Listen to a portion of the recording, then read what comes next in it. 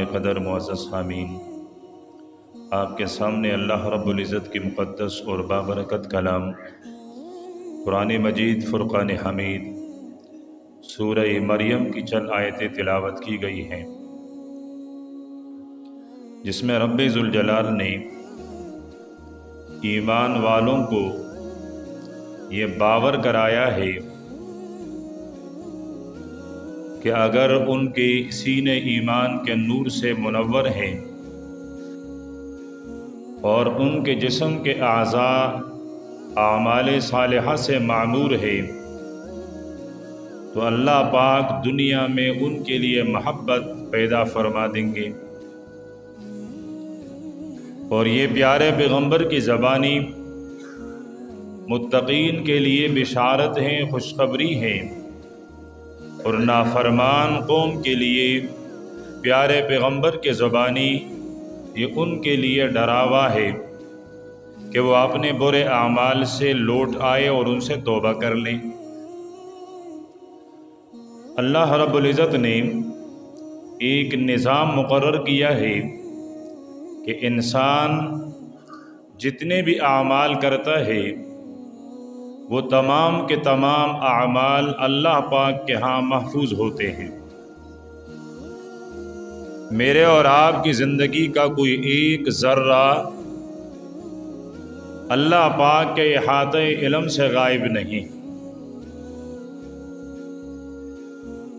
میرے اور آپ کے عمل نامے میں محفوظ کیا جاتا ہے، پھر اس عمل پر اگر یہ نیک اور اچھا ہے تو اجر دیا جاتا ہے، اور اللہ نہ کرے اگر اس کا یہ عمل برا ہے تو اس پر وبال اور اس کی سزا دی جاتی ہے۔ لیکن یہ جزا اور سزا اس کا تعلق عالم آخرت سے ہے۔ ہر نیک عمل کا اجر وہ آخرت میں دیا جاتا ہے، کسی بھی نیک عمل کا اجر دنیا میں نہیں دیا جاتا۔ جتنے بھی گناہ ہیں اگر اس پر توبہ نہ کیا گیا تو اس کی سزا بھی انسان کو آخرت میں ملتی ہے، اور ایک ہوتا ہے عمل کا اثر۔ نیک عمل کا اثر وہ بھی دنیا میں ظاہر ہوتا ہے، اور برے عمل کا اثر وہ بھی دنیا میں ظاہر ہوتا ہے۔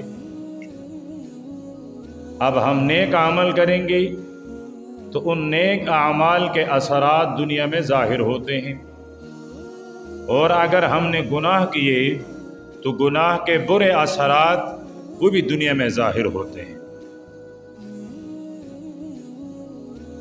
ایک عالم گزرے ہیں محقق علامہ ابن القیم رحمۃ اللہ علیہ،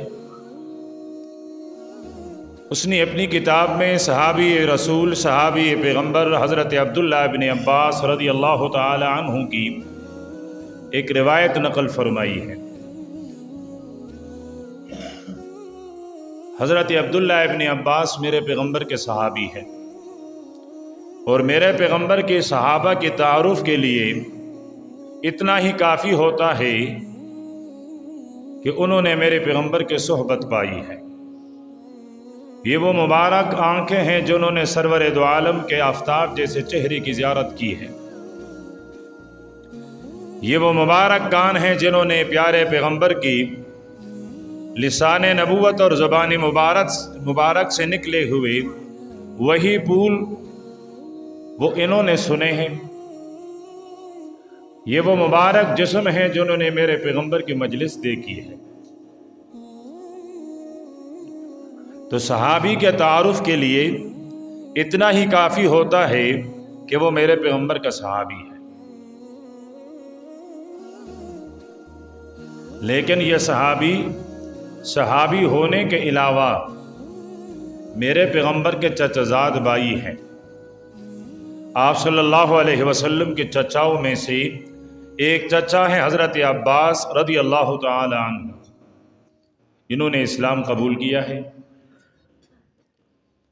ان کے بیٹے ہیں حضرت عبداللہ،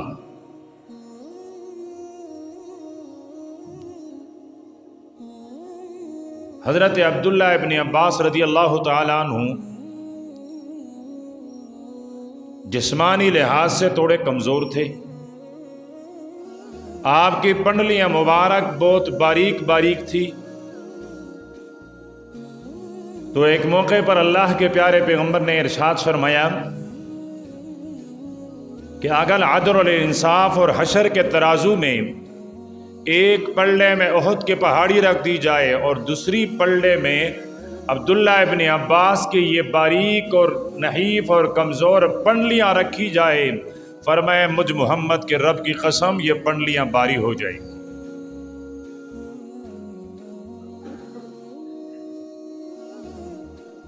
سرور دو عالم صلی اللہ علیہ وسلم کی دنیا سے رحلت کے بعد قرآن پاک کے تفسیر کے لیے صحابہ کرام حضرت عبداللہ ابن عباس کے دروازے پر جایا کرتے تھے، اور یہ امت کا سب سے قرآن پاک کا بڑا مفسر کہلاتا ہے.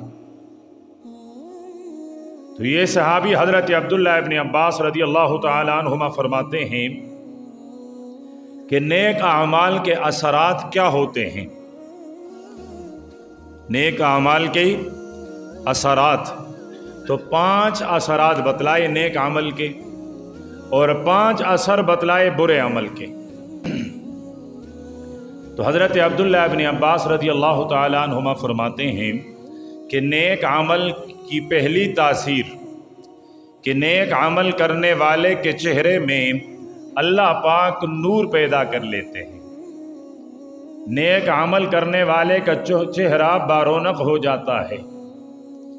نیک عمل کرنے والے کے چہرے میں اللہ پاک وقار، رعب اور دبدبہ پیدا کر لیتا ہے. اب اس نیک عمل کا جو اجر ہے وہ تو وہاں ملنا ہے آخرت میں، لیکن اس نیک عمل میں دنیا کا جو فائدہ اس پر مرتب ہوتا ہے، فرمایا وہ یہ ہے کہ دنیا میں اس کا چہرہ پر رونق ہوتا ہے. آپ دیکھیں کسی کا چہرہ کتنا ہی سیاہ کیوں نہ ہو، کتنا ہی کالا کیوں نہ ہو، لیکن اگر وہ بندہ تہجد کا پابند ہے، اگر وہ بندہ تہجد کا پابند ہے تو اس کے رخسار اور اس کا چہرہ ایسا لگے گا گویا کہ یہ گلاب کے پھول کی پتیاں ہیں. ورنہ دیکھ لیں جس کا چہرہ آپ کو ایسا لگے اور وہ کوئی میک اپ ویک اپ بھی نہیں کرتا ہے. یہ بھی غضب ہو گیا. پہلے لڑکیاں میک اپ کرتی تھی، اب لڑکیوں نے میک اپ کرنا چھوڑ دیا ہے، اب لڑکوں نے شروع کر دیے. باپ سے پوچھو وہ کہتے ہیں لڑکیوں کے میک اپ کے خرچے تو ختم ہو گئے ہیں، وہ اب اتنا مسئلہ نہیں ہے، اب لڑکوں کے میک اپ کے خرچے پورے نہیں ہوتے. معاشرہ جو بدل رہا ہے نا، اب لڑکیاں اپنے آپ کو لڑکے ظاہر کر رہے ہیں اور لڑکے جو ہے وہ اپنے آپ کو لڑکیاں ظاہر کرتی ہیں کہ جی ہمیں کوئی دیکھیں تو ہم لڑکے نظر نہ آئے، ہم لڑکیاں نظر آئیں. اب کیا کریں گے اس کے ساتھ؟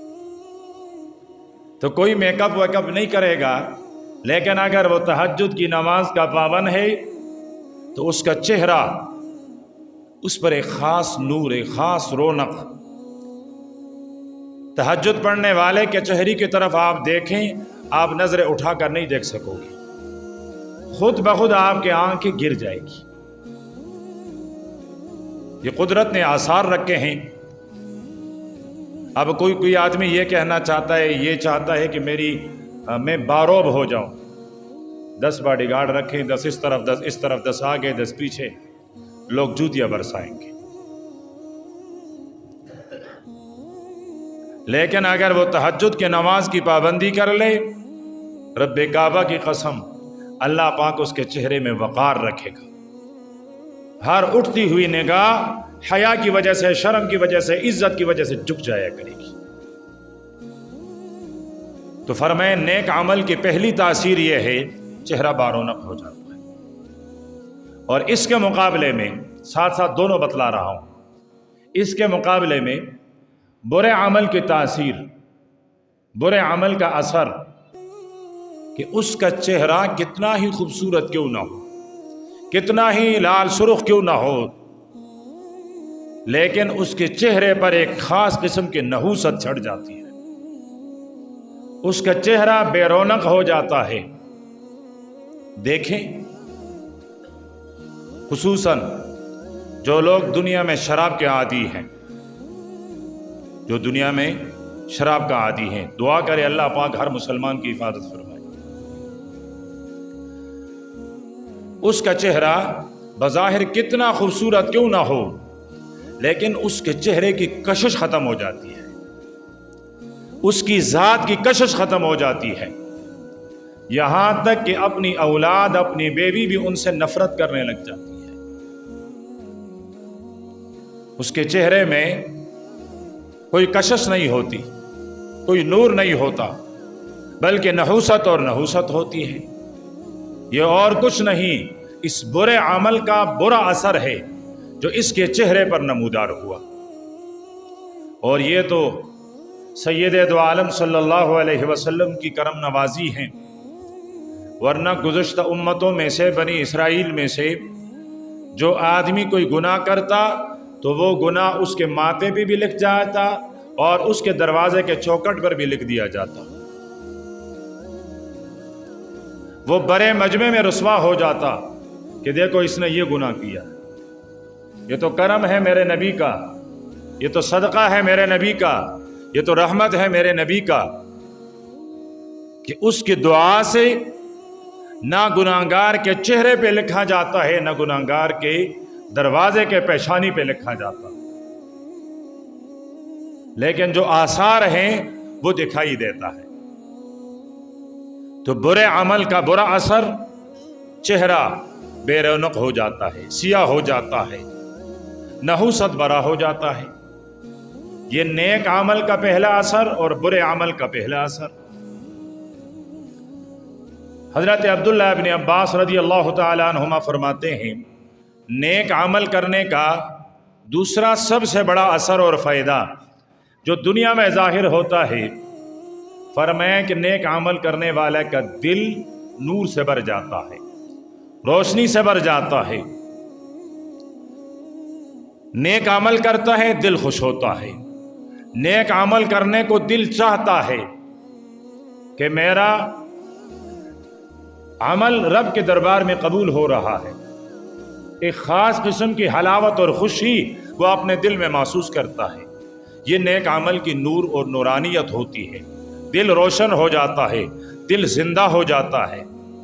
قرآن پاک میں اللہ پاک فرماتے ہیں، افمن شرح اللہ صدرہ للاسلام فہو علی نور من ربہ، جس کا سینہ اللہ پاک نے اسلام کے لیے کھول دیا، یعنی اس کے سینے میں ایمان اور اسلام داخل ہو گیا، تو فرمایا پھر ایمان اس کے سینے میں جگہ بنا لیتا ہے، گھر بنا لیتا ہے، اس کا سینہ پھر منور ہو جاتا ہے۔ حضرت عبداللہ ابن مسعود رضی اللہ تعالی عنہ، جس کی حدیث چل رہی ہے وہ حضرت عبداللہ ابن عباس، اور یہ ہیں حضرت عبداللہ ابن مسعود رضی اللہ تعالی عنہ۔ میرے اور آپ کے پاس جو امام ابو حنیفہ رحمۃ اللہ علیہ کی فقہ ہے، جو عبادت کرنے کا طریقہ ہے، یہ طریقہ ہے صحابی رسول حضرت عبداللہ ابن مسعود رضی اللہ تعالی عنہ۔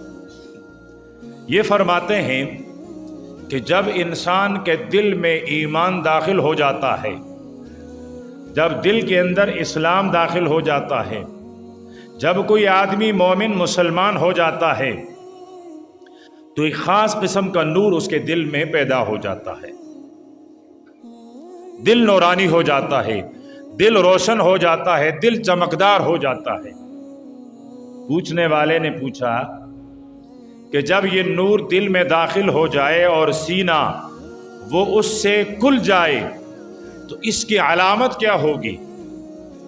ہمیں کیسا پتہ چلے گا کہ میرا سینہ نور ایمان سے منور ہے، میرے سینے میں ایمان اور اسلام داخل ہو چکا ہے؟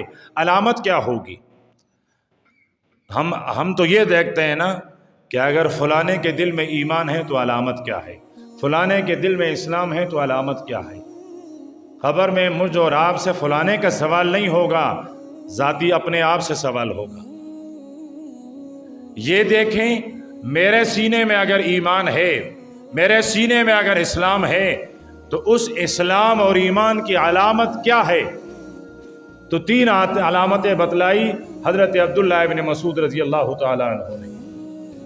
فرمایا پہلی علامت یہ ہے الانابۃ الی دار الخلود، وہ گھر جس میں ہمیشہ رہنا ہے۔ وہ کون سا گھر ہوتا ہے جو آدمی اپنا بنا لیتا ہے؟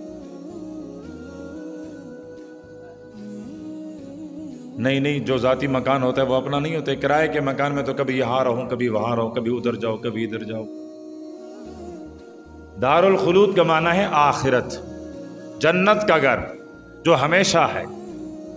وہ کرایہ کے گھر کی طرح نہیں ہے کہ بھائی میرے رشتہ دار آ گیا تم گھر خالی کر لو۔ وہ منتیں کرتا ہے، بابا بچے ہیں، سردی ہے، کیا کروں گا، 1000 روپے بڑھانے تو نہیں،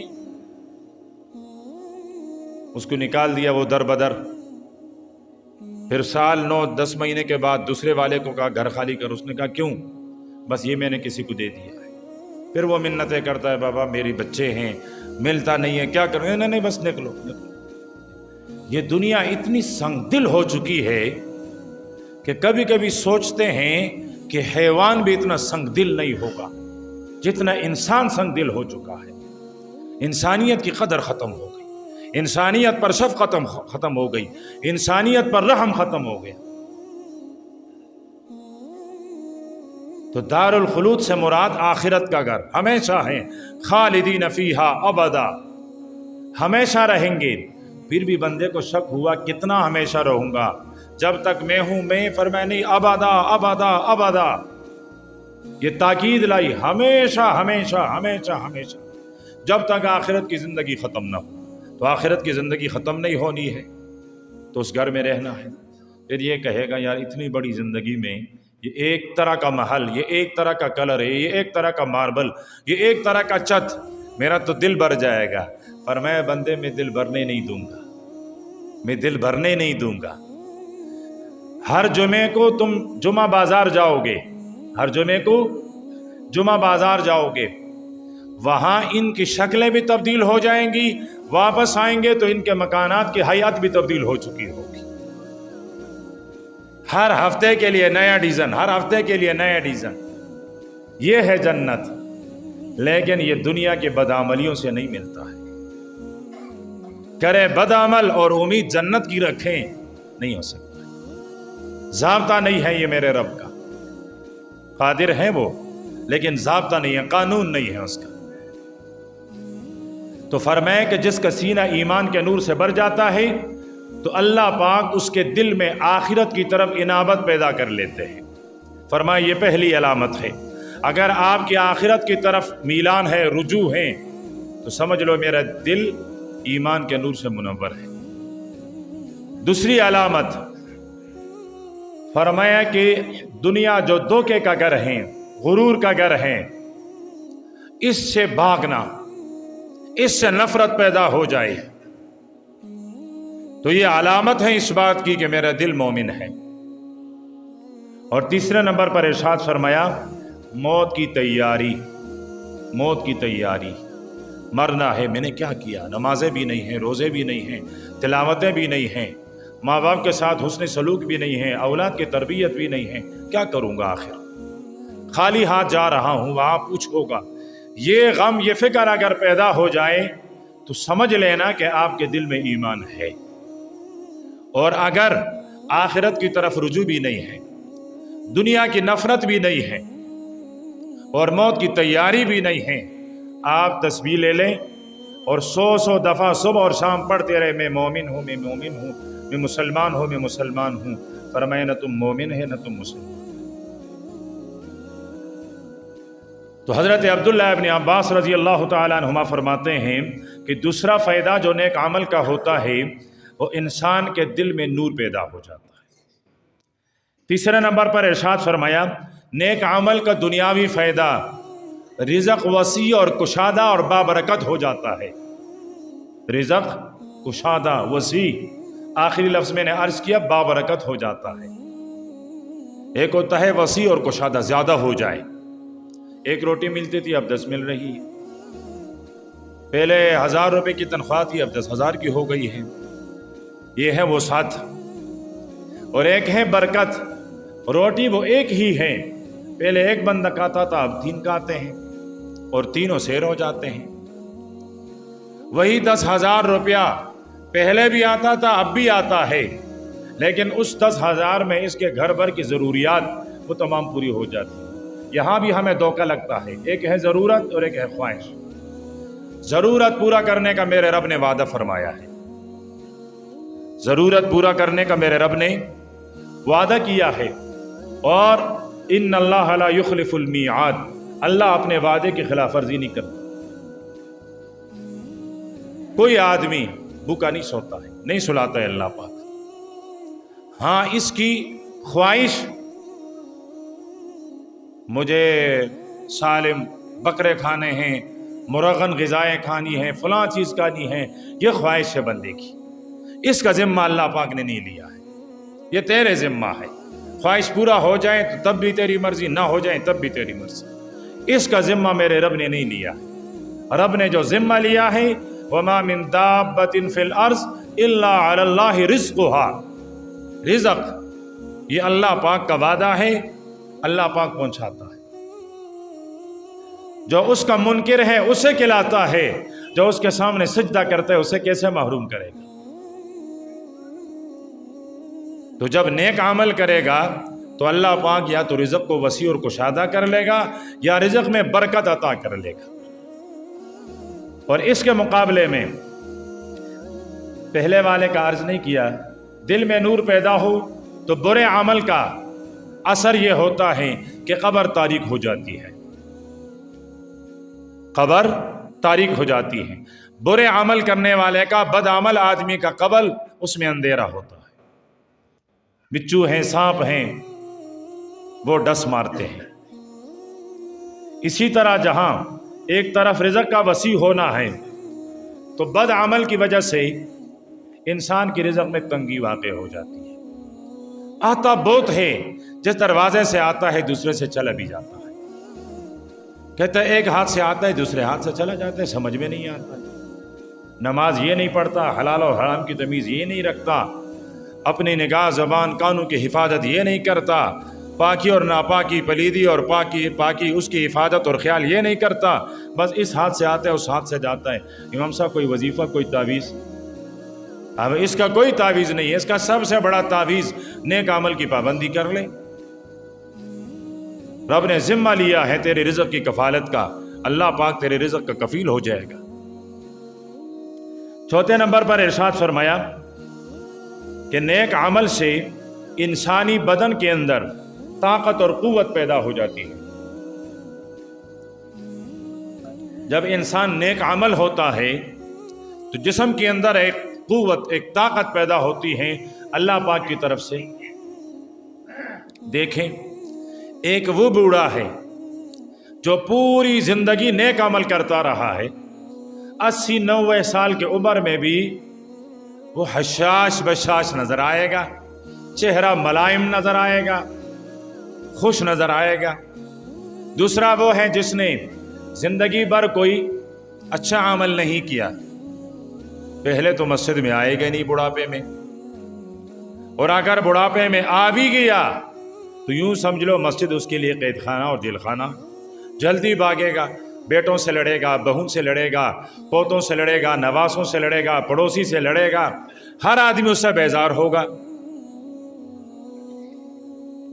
وجہ، اور ہمیشہ بسترے پر پڑا رہے گا، اٹھنے کی ہمت اور طاقت اور قوت نہیں ہوگی، اس وجہ سے کہ جو نیک اعمال نہیں ہیں۔ اگر نیک عمل ہوتے اس کے بدن میں قدرتی ایک طاقت اللہ پاک اس کو عطا کر لیتا۔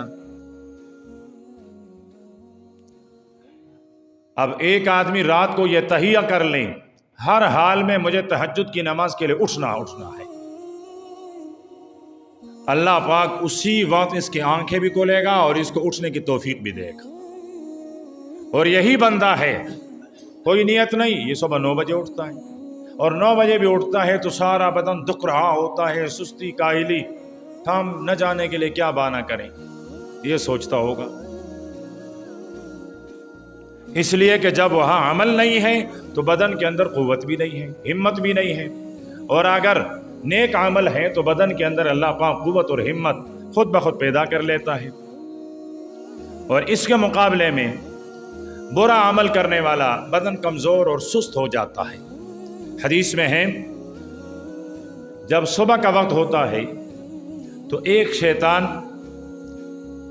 इस बंदे के कानों के करीब बैठकर इसको तब किया देता है, सुलाता है, सो जा सो जा, फ़इन्नमा अलैका लैलुन तवील, अब तो तेरी रात बहुत लंबी है, अभी सुबह नहीं हुई, सो जा सो जा। और इसके कानों में पूछता है। और एक हदीस में है कि इसके नाकों में जाकर बैठ जाता है। नाक का जो नतना है ना, ये शैतान का घर होता है, यहाँ बैठता है जालिम। इसलिए हमें हुक्म है जब वुज़ू करो तो खूब पानी ऊपर की तरफ खींच लो कि ये खबीस अंदर से निकल जाए। तो ये उसको कहता है नहीं नहीं अभी वक्त है, और एक एक गिरा देता है, एक एक गिरा देता है।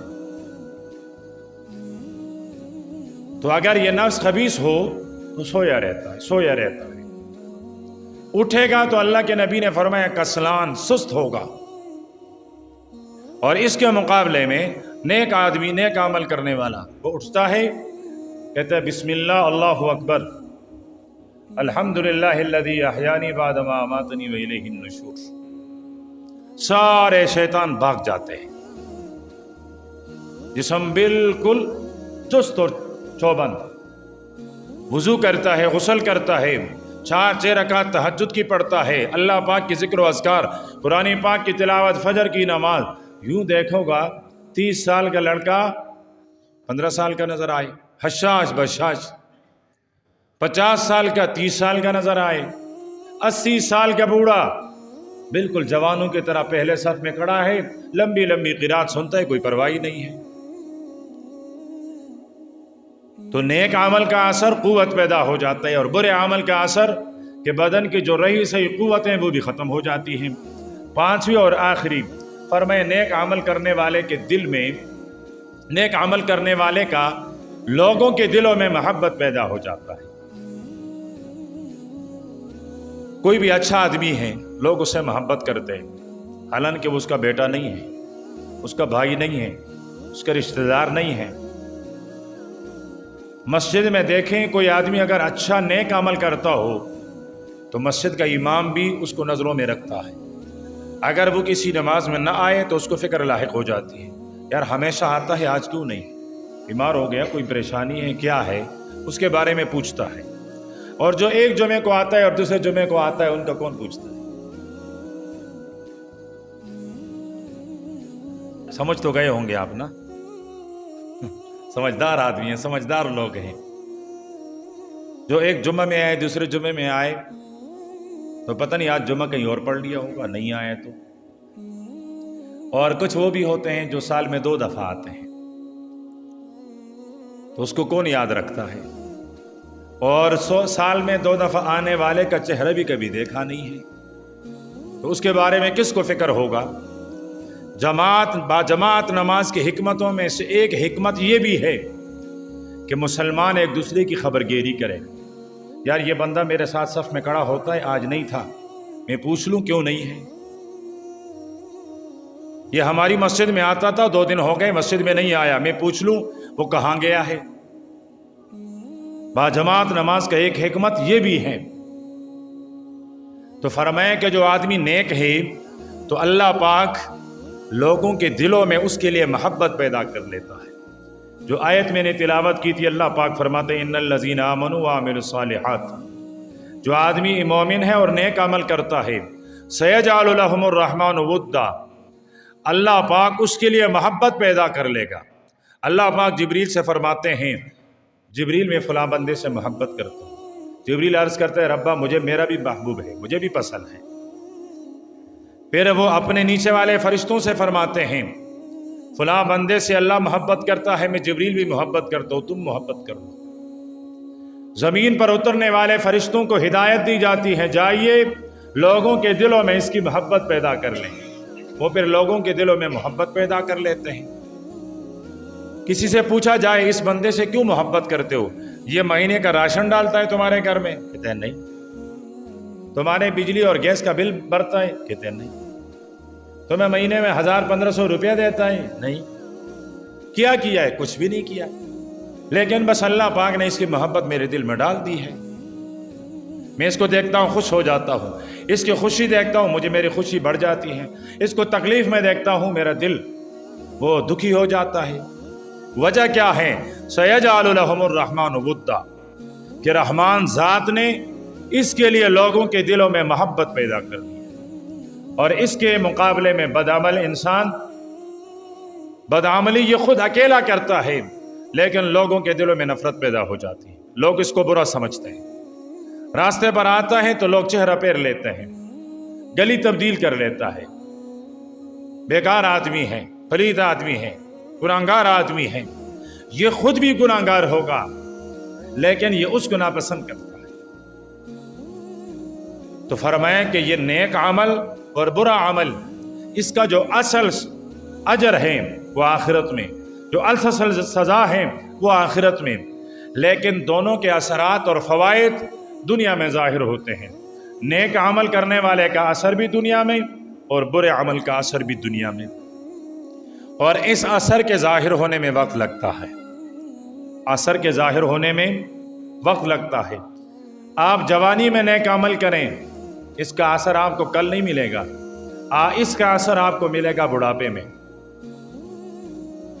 ماں باپ ہیں، جوانی سے پہلے شوہر بھی نیک، شادی سے پہلے شوہر بھی نیک، بیوی بھی نیک، اس نیک جوڑے کے ہاں اولاد بھی نیک پیدا ہوگا۔